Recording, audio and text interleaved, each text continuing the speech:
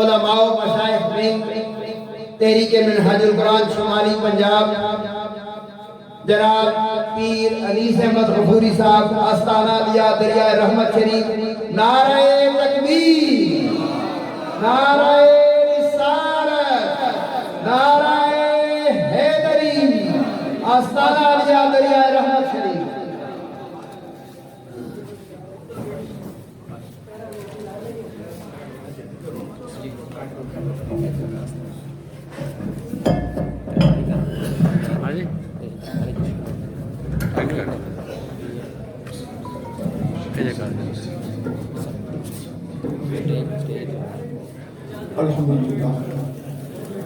الحمدللہ وحدہ والصلاة والسلام علی من لا نبی بعدہ، اما بعد فاعوذ باللہ من الشیطان الرجیم، بسم اللہ الرحمن الرحیم۔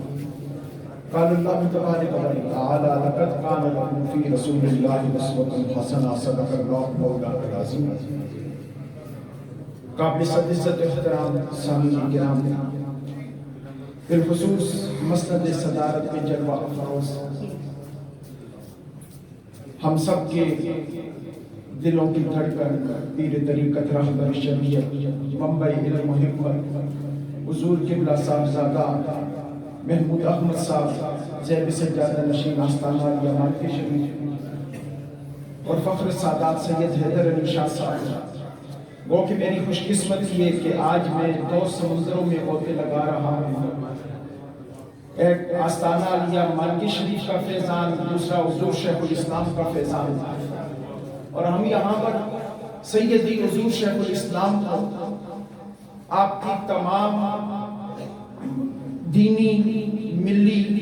تمام خدمات جو اسلام کے لیے آپ نے دی ہیں ان کو خراج تقسیم پیش کرنے کے لیے یہاں پہ جمع ہے۔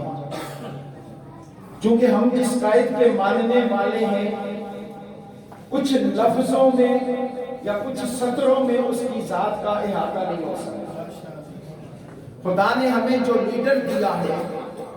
وہ ایسا لیڈر ہے کہ جس رنگ میں اس کو رکھا جائے اسی رنگ میں کمال نظر آتا ہے۔ لیکن چونکہ ہم یہاں پر اس وقت ملک پاکستان کے اندر کچھ حالات ایسے ہیں، ہمارے تمام تاثیر نظروں کے کارکن جمع ہیں، تو میں یہ چاہتا تھا کہ میں اس حوالے سے کچھ ایسی گفتگو کروں تاکہ ہمارے کارکنان کے اندر جو اس وقت مایوسی کی کیفیت ہے یا تربیتی لحاظ سے میں حضور شیخ الاسلام کی زندگی کے ایک پہلو پہ تھوڑی سی گفتگو کرنا چاہتا ہوں، کیونکہ موجودہ سیاسی حالات کے اندر ہمارے کارکنان کے ذہن میں یہ چیز ڈالی جا رہی ہے کہ آپ کا نظریہ انقلاب ختم ہو گیا، آپ کا جو نظریہ انقلاب تھا وہ ختم ہو گیا ہے، حضور شیخ الاسلام باہر چلے گئے، سیاسی جماعت آپ کی ورکنگ میں نہیں ہے، تو آپ کا نظریہ انقلاب ختم ہو گیا۔ تو میں اپنے تمام کارکنان کو یہ بات بتانا چاہتا ہوں کہ میرے قائد کا جو نظریہ انقلاب تھا نا، یہ کوئی حادثاتی نظریہ انقلاب نہیں تھا، یا یہ کوئی سیاسی نعرہ نہیں تھا جو ووٹ بینک کے لیے استعمال ہوا۔ میرے قائد کا نظریہ انقلاب کوئی ایسی چیز نہیں تھی کہ جو کسی وقتی فروٹ کے لیے استعمال ہو، بلکہ میرے قائد کا جو نظریہ انقلاب تھا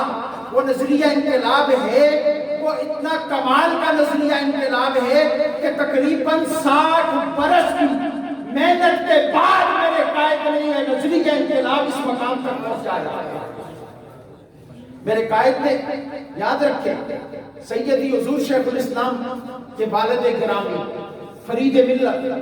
ڈاکٹر فرید الدین رحمت اللہ تعالیٰ علیہ نے آپ کی جس وقت ابتدائی پرورش کی نا، تو وہ ابتدائی پرورش قرآن و حدیث کے ساتھ جدید علوم کی روشنی میں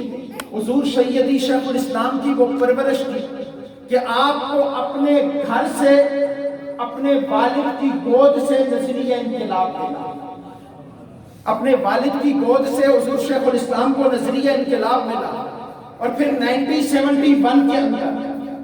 1971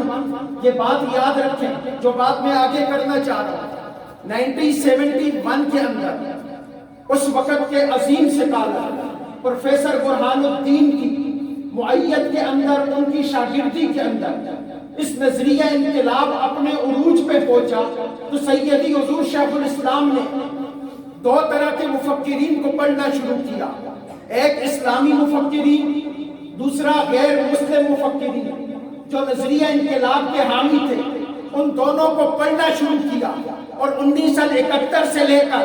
1973 تک میرے قائد نے اس نظریہ انقلاب کو اسلام کے نظریے سے بھی پڑھا، یہودیت کے نظریے سے بھی پڑھا، عیسائیت کے نظریے سے بھی پڑھا، ہر نظریے سے اس نظریہ انقلاب کو میرے قائد نے جب پڑھا کہ یہ نظریہ انقلاب اتنا پختہ ہوا کہ آپ نے 1972 کے اندر دوسری مرتبہ اپنے شیخ کے ہاتھ پر طاہر علاء الدین بغدادی کے ہاتھ پر صرف اور صرف انقلاب پہ بیٹھ کر کے دنیا کو یہ بتایا ہے کہ طاہر نے عقیدت کی بیعت پہلے کی تھی، انقلاب کی بیعت اپنی سے۔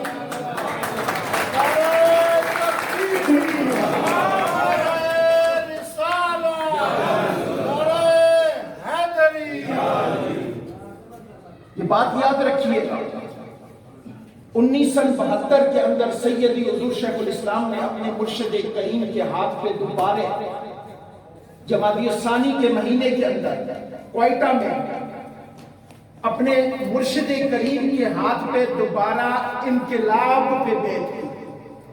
کارکنوں یاد رکھو، ہمیں مایوس ہونے کی ضرورت نہیں ہے،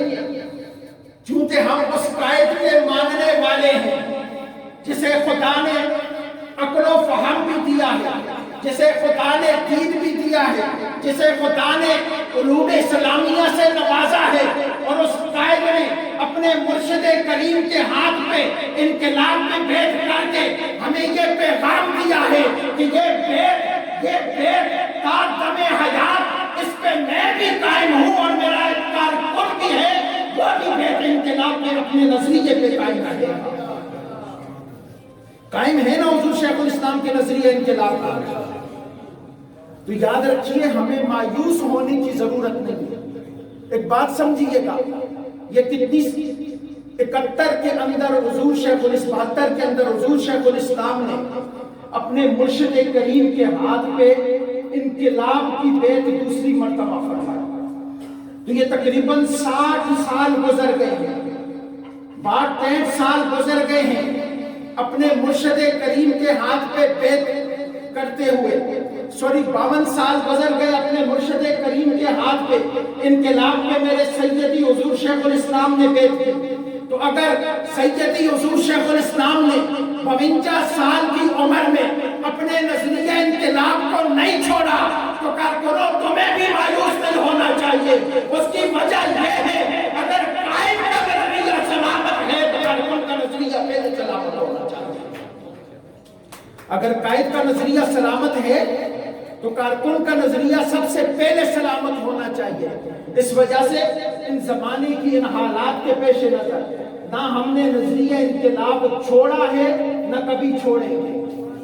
اور یہ بات یاد رکھنا، سیدی حضور شیخ الاسلام نے جس وقت انقلابی سفر کا آغاز کیا نا تو آپ نے مفکرین کو پڑھا، اسلامک مفکرین کو بھی پڑھا، غیر مسلم مفکرین کو بھی پڑھا، تو آپ کو ایک بات سمجھ میں آئی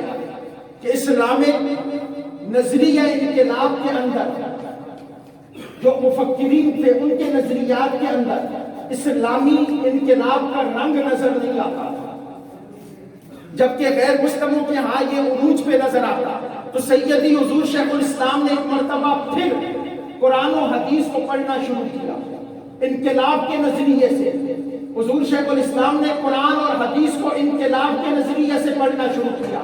ہم قرآن و حدیث کو فقط مذہب کی نظر سے پڑھتے ہیں، ہم قرآن و حدیث کو ثواب کی نظر سے پڑھتے ہیں، ہم قرآن و حدیث کو عبادات کی نظر سے پڑھتے ہیں، لیکن میں قربان جاؤں اس قائد کی فہم و فراست پر کہ جس نے اسلامی انقلاب کے لیے کسی غیر